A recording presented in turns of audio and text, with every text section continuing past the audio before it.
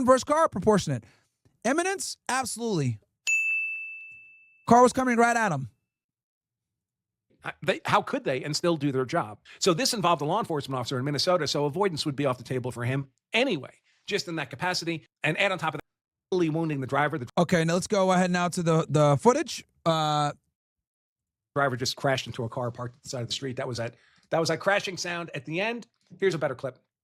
Watch the encounter between ICE and an alleged protester in Minneapolis, Minnesota in slow motion. So the officer fired 3 shots. Those are audible, fatally wounding the driver. The driver just crashed into a car parked at the side of the street. That was that crashing sound at the end. Here's a better clip. Watch the encounter between ICE and an alleged protester in Minneapolis, Minnesota in slow motion. So let's take a look at this. And again, we're looking for those 5 elements, right? So this is the offending car. One officer is standing next to the vehicle at the door, telling the lady to get out of her car. Here's another officer. There's an officer off to the right who's going to start walking towards this confrontation. And at some point, you'll see as he's crossing over, he's in front of the vehicle. This is in slow motion.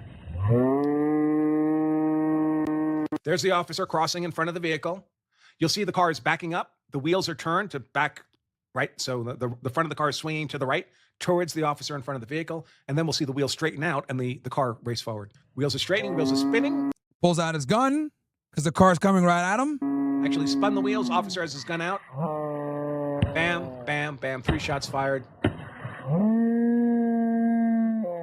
The car crashed. Here's yet another angle. So that one, it really looks like the car contacted the officer there. The element of innocence, right? You can't be the initial aggressor in the confrontation. If you lose innocence, you lose self-defense. But of course, police are allowed to use force to compel compliance with lawful arrest.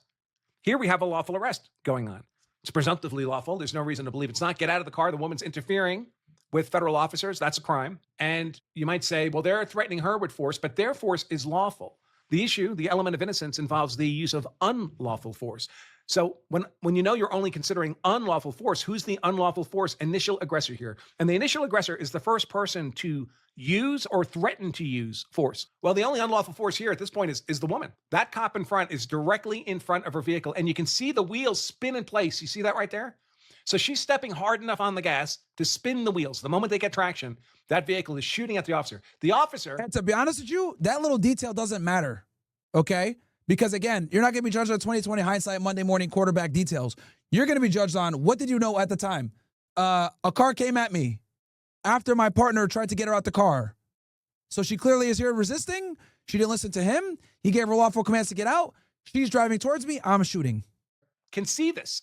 He can see and hear the tires spinning. So he has an audible and visual indicator that he's the innocent. And she's coming right at him. And keep in mind, she just disobeyed his partner. Big deal. His partner's trying to get her out the car. Get out.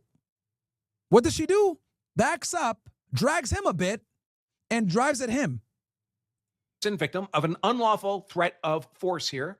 This is when, after the tire spins and the car begins to move forward, look at the front of the car lifting up under acceleration. The back of the car squats down. That car is lunging at that officer. That's when his gun comes out. Right there.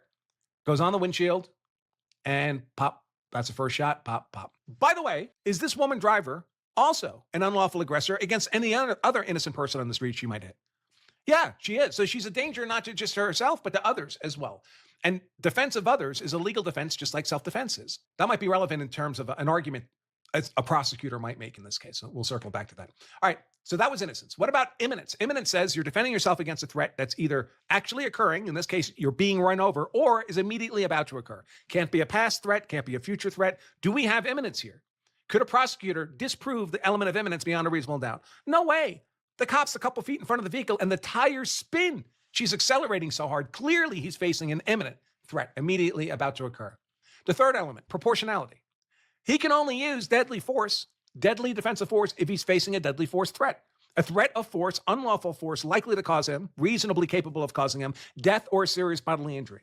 Would getting hit by this car under acceleration be reasonably likely to cause death or serious bodily injury? Is this car a deadly weapon? Now, normally we think of deadly weapons like things like guns or knives, implements designed to inflict death or serious bodily injury. But the truth is, anything can be a deadly weapon.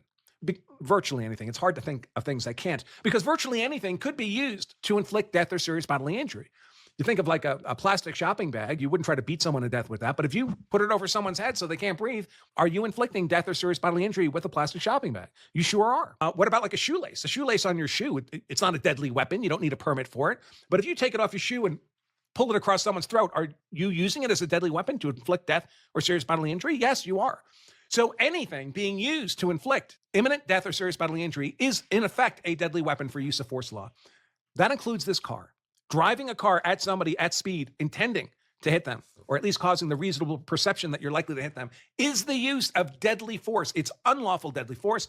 And under proportionality, it would privilege the use of deadly defensive force, which of course was this officer's gun. Pop, pop, pop. Avoidance. Minnesota is one of the 11 duty to retreat states. So under Minnesota law, you're required to retreat before you can defend yourself if you can retreat with complete safety. Now, there's an obvious carve out for law enforcement officers. They couldn't very well do their job if they had to retreat before they could use force to compel. Yep, doesn't matter for them. Compliance with a lawful arrest, for example. Try harder. But more so, even if this was a civilian. This is why you don't resist the police, chat. This is why you don't resist the police. Okay?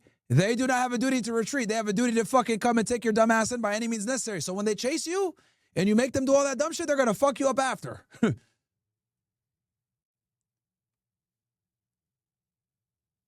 Okay, so let's go ahead and we got a bitch ass nigga named Habibi's 007 Myron. You lost the fucking plot with this take.